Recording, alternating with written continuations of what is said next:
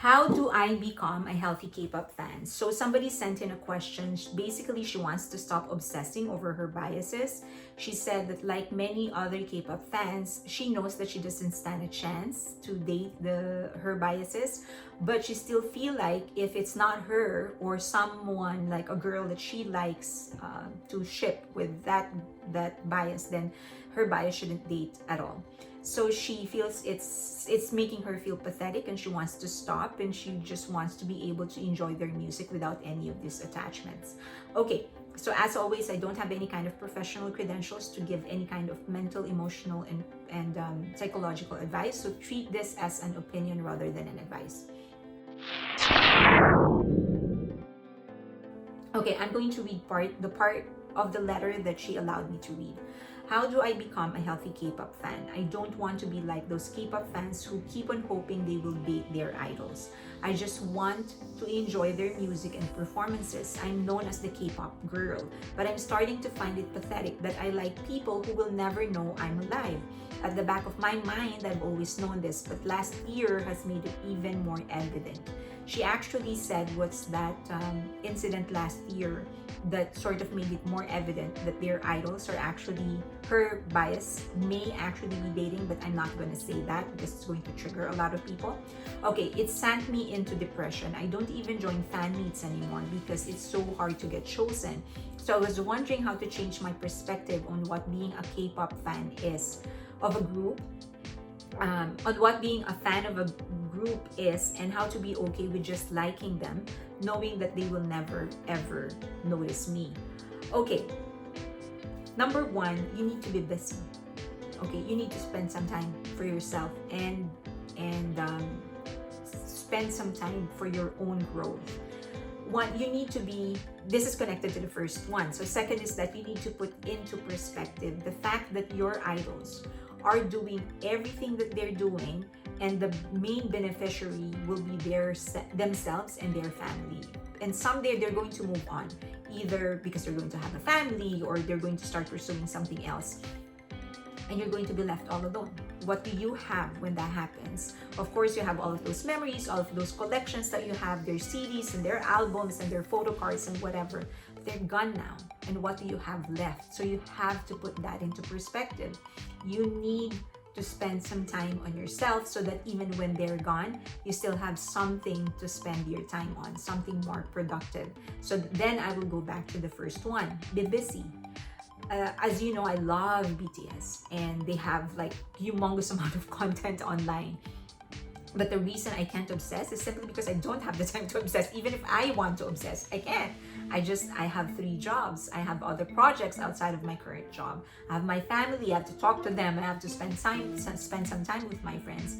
I just don't have the time. And so when I have 15-30 minutes of available time, am I going to spend that on Twitter reading through the theories on who they're dating or what kind of deodorant they're using? I don't have time for that. I would rather listen to the RM talking about their music. I would rather listen to their interview with Enemy or Rolling Stone. I would rather listen to their own accounts of their own music, their own stories and about their albums and stuff like that. I'm not gonna listen to fan theories. I'm not gonna listen to solo stands because I do not have the time. Even if I want to, I just can't afford it because I don't have the time. So third is that you shut off contents that are not related to music.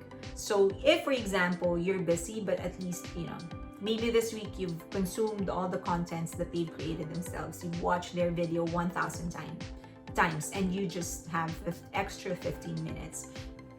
Pursue contents that are talking about their music rather than talking about ships and the dynamics and the whatever. It's not, those things are not important. Pursue contents, shut off contents that are not related to music, and pursue the ones that are related to their music. Listen to creators or watch creators that are talking about the quality of their music, the technicalities of the production, all of those stuff, the choreography, rather than the ships and who's closer or who's the favorite of the company. So shut off the ones that are disturbing and concentrate on the ones that will provide you, that will help you understand their music more. After all, that's really what they're selling, music. Cut back little by little. So pick up a hobby. Maybe pick up one hobby. If you have 8 hours of your day spent on K-pop, pick up one hobby where you're going to spend 2 hours on that.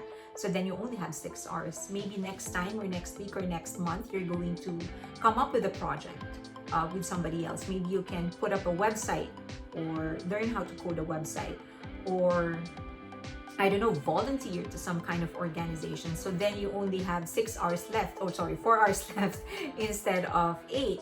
And then maybe next time you can do your own project for the people that you love. For example, maybe for this coming Christmas, you commit to creating your gifts that you're going to be giving away instead of buying them.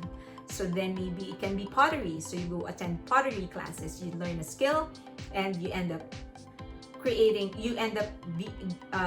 gifts that will become more special, of course, because you created them, so that's more special instead of just buying them. Or maybe you get a second job, or you get a part-time job. So instead of being idle for 8 hours every day, now you have a part-time job. You get to earn, then you get to buy more stuff for your family, or maybe buy more merchandise of your idol, right? Then you help more. Rather than, because quite honestly, watching all of these contents that are created that are not related to their music, it doesn't help them. It doesn't help the idols. It's actually damaging them. It's just helping the creator that created that useless content. And then ask yourself, the most important thing is that you ask yourself, how about you? Okay, remember, as I've said in number 2, all these things that these idols are doing, the beneficiary would be them and their families. So once they're done with this thing, their career, or maybe once they've slowed down and concentrated on something else, or maybe they start having families of their own, once all of this happens, you're going to be left with nothing, right? Of course, you have good memories, great memories of fangirling over them, but then what else is there? You know, there's no purpose for you anymore. So the best thing is to make sure that you are going to be left with something that's just as progressive, as productive, if not more productive.